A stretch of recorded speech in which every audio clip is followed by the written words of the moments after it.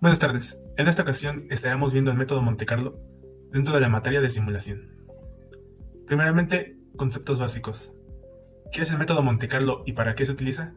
El método Monte Carlo es una técnica matemática que utiliza la generación de números aleatorios para simular y analizar el comportamiento de sistemas complejos. Se aplica en áreas como finanzas, ingeniería y en ciencias naturales, principalmente para evaluar riesgos y prever resultados en situaciones inciertas. ¿Quién fue el creador del método Monte Carlo y en qué contexto se desarrolló? Este método fue desarrollado principalmente por John von Neumann y Stanislaw Ulam durante la época de la Segunda Guerra Mundial, inicialmente para resolver problemas relacionados con la física nuclear y el desarrollo de armas atómicas. Esto dentro del famoso Proyecto Manhattan. El nombre Monte Carlo proviene del famoso casino, reflejando la naturaleza aleatoria del proceso. ¿Por qué es esencial la generación de números aleatorios en el sistema Monte Carlo? Bueno, para poder responder la pregunta, primero tendremos que definir o saber en sí en qué consiste el método, el modelo Monte Carlo. Bueno, el modelo Monte Carlo consiste en una técnica de simulación que es principalmente la cual, bueno, principalmente consiste en usar números pseudoaleatorios para asimismo poder hacer un estimado o una variación de ellos mismos. Y bueno, volviendo a la pregunta, ¿por qué son importantes? Bueno, estos son principalmente importantes porque esta técnica depende muchísimo de la aleatoriedad, en este caso de los números. Estos sí le dan le permite que funcione sí esta técnica. Otra cosa importante es que facilita el tipo de operaciones, las operaciones que se utilizan en este sistema, como pueden ser las múltiples combinaciones con estos mismos. Ahora, ¿qué es un número aleatorio? Bueno, un número aleatorio en programación técnicamente no es un número aleatorio, es un número pseudo aleatorio o son números pseudo aleatorios porque se generan de un programa. Este está limitado y tiende a desviarse a ciertos patrones o tienden a tener un patrón de inicio. Y esto también responde a una pregunta, ¿realmente son aleatorios? No, porque estos mismos tienen una base de donde comienzan y terminan, o donde se producen. Pueden ser incluso hasta limitados estos mismos. Y digamos, usamos un programa que requiere muchos datos aleatorios o los ocupa. Normalmente aquí se nota que no son realmente aleatorios porque tienden a desviarse a un patrón o se desvían muchísimo a uno u otro. Continuamos con las aplicaciones dentro del método Monte Carlo. Mencionaremos tres diferentes aplicaciones en diferentes campos. Primeramente, en las finanzas, obtenemos lo que es la valoración de opciones, la cual es al simular múltiples escenarios para el precio de algún activo se calcula el precio justo de una opción financiera, como una acción o un índice bursátil. Esto es fundamental para gestionar riesgos en los mercados financieros. En física, la transferencia de radiación se emplea para modelar la interacción de radiación con la materia, como el diseño de detectores de partículas o la protección radiológica. En ingeniería, la optimización de procesos. En la industria manufacturera se emplea para encontrar la configuración óptima de un proceso, minimizando los costos y maximizando la producción. ¿Cómo se utiliza el método Monte Carlo en finanzas para evaluar riesgos? Bueno, de forma general, el primer paso sería la construcción del modelo. Se crea un modelo matemático que describe la relación entre las variables financieras, precios, tasas de interés, etc. Como siguiente paso tenemos lo que vendría siendo la generación de los números aleatorios. Estos se utilizan algoritmos para generar dichos números aleatorios, que siguen distribuciones de la probabilidad de las variables antes mencionadas, o de las que se estén analizando. La simulación de escenarios como tercer paso. Se ejecutan miles de simulaciones, cada una con un conjunto de valores aleatorios y poder ver los posibles resultados. Y el análisis de los resultados, se analizan los resultados de las simulaciones para obtener estadísticas y calcular medidas de riesgo. Continuando con el método Monte Carlo, veremos algunas preguntas prácticas. Estimación de pi. Describe cómo puedes usar el método de Monte Carlo para estimar el valor de pi. ¿Por qué la precisión de la estimación de pi mejora al aumentar el número de puntos generados? Nos apoyaremos de un cuadrado y de un círculo. Nosotros sabemos que el área de un círculo está dada por la fórmula pi por radio al cuadrado, y el área de un cuadrado no es más que l al cuadrado. Supongamos que este cuadrado tiene de longitud 2. Por lo tanto, el círculo dentro de él tendría por radio 1. Si sustituyo los valores en las fórmulas, obtengo que, y realizo una división, obtengo que al dividir el área del círculo sobre el área del cuadrado, tengo una relación de pi cuartos. Ok, hasta ese punto todo bien. Ahora necesito realizar un muestreo aleatorio. ¿Cómo lo puedo hacer?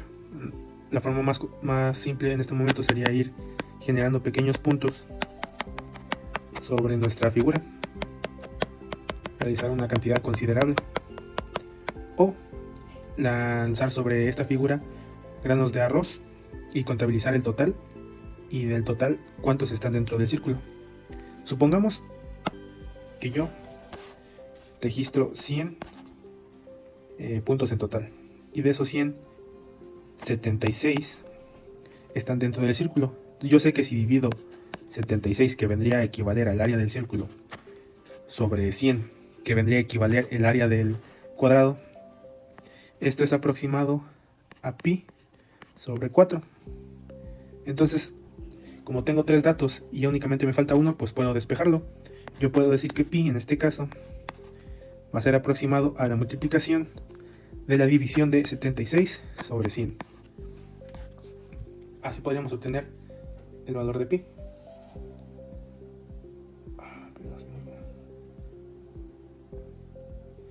En este caso podemos decir que el valor de pi es igual a, o es aproximado a 3.04. Ahora bien, si yo aumentara el número de puntos, por decir que sea un total de 1000, supongamos, y de esos 1000 yo obtengo o yo registro que 778 están dentro del círculo, haría la misma operación. Tendría que pi sería equivalente a multiplicar 4 por la división de 778 sobre 1000. Y para este caso, el resultado sería de 3.112. Y como vemos, se aproxima mucho más al valor de pi, que es aproximadamente 3.151416. Entonces, de esta forma, la cantidad de puntos en la muestra influye en el resultado del valor de pi. Bueno, primero, para poder calcular el área bajo la curva con el sistema Monte Carlo, vamos a tomar en cuenta 5 puntitos. Pero el primero sería definir el intervalo de integración, definir un rectángulo que encierre la región bajo la curva, generar puntos aleatorios dentro del rectángulo, determinar los puntos bajo la curva y calcular el área aproximada. Bueno, supongamos que vamos a calcular el área bajo la curva de y es igual a x cuadrada en un intervalo de 0 y 1. Ya aquí tenemos en claro cuál es el intervalo. En este caso sería 0 y 1. Y el valor máximo de f de x sería x al cuadrado. En este intervalo sería m igual a 1. Así que el área del rectángulo sería la siguiente. 1 menos 0 por 1 sería igual a 1. Ahora, supongamos que generamos unos 10.000 puntos aleatorios entre x y y en el rectángulo, que sería 0, 0, 1 por 0, 1. Ahora, cuantos más puntos tengamos bajo la curva x de y cuadrada, supongamos que n es lo de abajo, sería igual a 3.333. Ahora, tomamos en cuenta eso y quedaría más o menos así. El área es igual a 1 por 3.333 entre 10.000, que son la cantidad de puntitos. Daría un igual de 0.3333. Pero para evitarnos toda esa complicación, pues, o simplemente para reducir, pues lo dejaremos igual a 0.3. Esto coincide aproximadamente con el valor exacto de la integral, que sería 1 de x de x de x es igual a 1/3.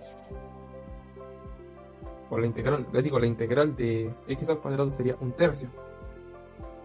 Y 1/3 en cuestión sería 0.3333. Y para nuestro caso, pues ponemos 0.3. Y sería todo. Continuamos con lo que vendría siendo la evaluación de los resultados. ¿Cómo se puede verificar la exactitud de los resultados obtenidos mediante el método Monte Carlo? El primer paso sería la comparación con lo conocido. Si se cuenta con una solución exacta obtenida de forma analítica, comparamos nuestros resultados de Monte Carlo con ella. También tiene con la repetición. Se repite la simulación varias veces. Si los resultados son muy diferentes, algo está mal.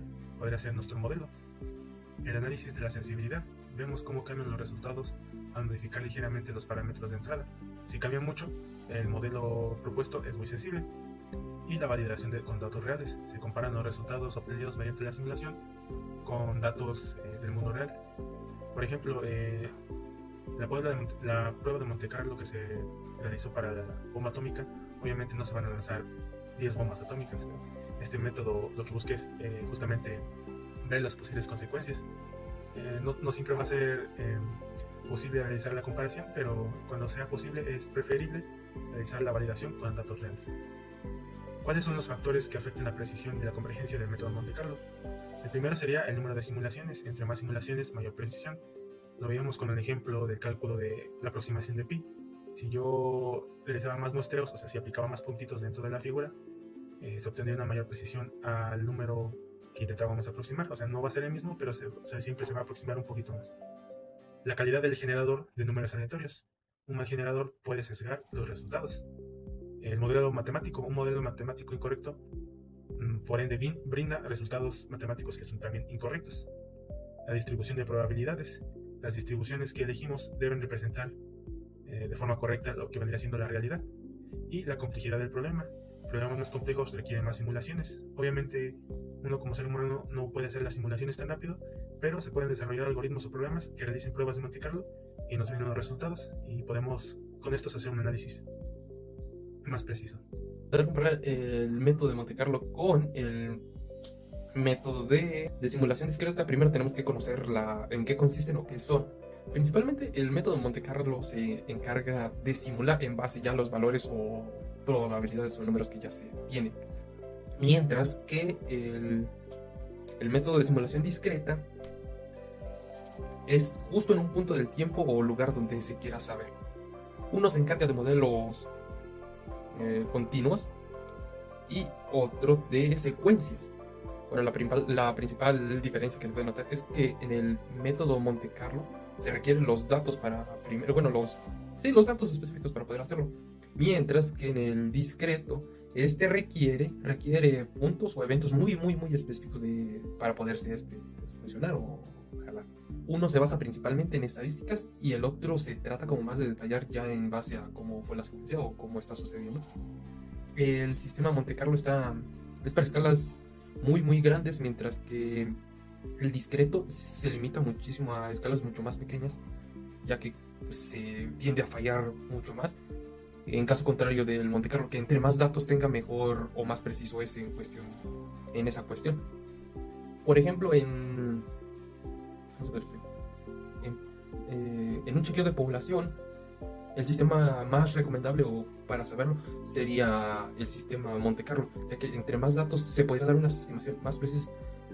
En caso contrario del discreto, que entre más datos tenga tiende a fallar muchísimo más por la gran cantidad que tiene, y depende mucho de la muestra inicial o la escala que se quiera alcanzar.